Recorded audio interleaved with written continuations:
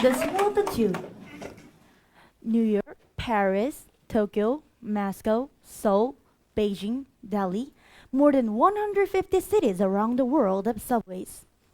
A subway is an electric underground railway. It makes it easy to get around town and connects the city to the suburbs. The oldest subway and one of the biggest is the London Tube.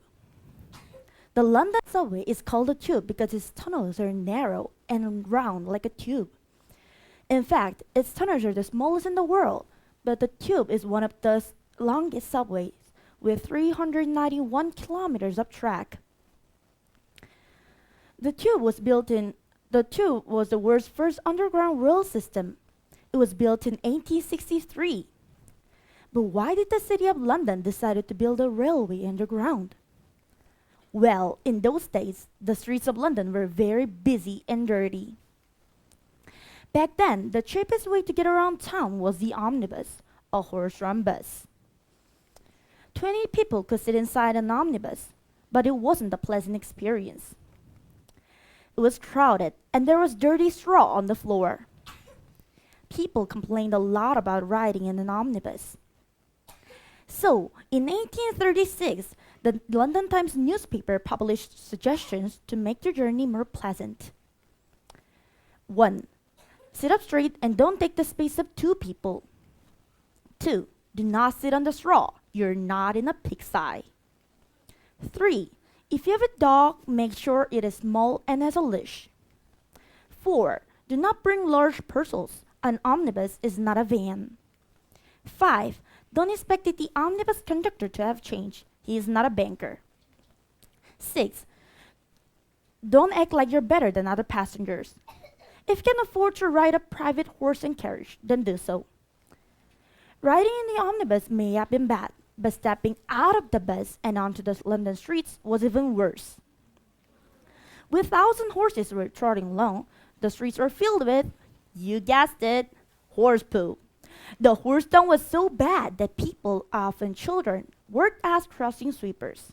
Their job was to sweep in front of rich people as they crossed the road. You can imagine that if people could avoid traveling in the streets, they would. So, when the tube started in the late 1800s, it was a great success. Back then, the first tube carriages were long, and then narrow, and then no windows. The tube's original designers thought there was nothing to see in a tunnel, so why windows? By the 20th century, the tube expanded all over London. During World War I and World War II, Londoners used the tube stations as the bomb shelters. London was one of the worst bomb cities during World War II. People would buy tickets and never come out because the tube stations was the safest place to be. From 1939 to 1945, nearly 63 million people stayed 79 of London's tube stations. Restaurants and libraries are set up underground, and performers entertained people. Even with modern technology, the tube still has problems. There's always a danger of flooding from the Thames River. After giant floodgates were built in 1984, flooding greatly decreased, but some tube stations still get flooded during thunderstorms. In the summers, it is very hot inside the tube carriage, and air conditioners can't be installed for 2 reasons. First, they give up too much heat, and second, the carriages are too small. The Mayor of London offered a reward of £10,000 for a solution to this problem.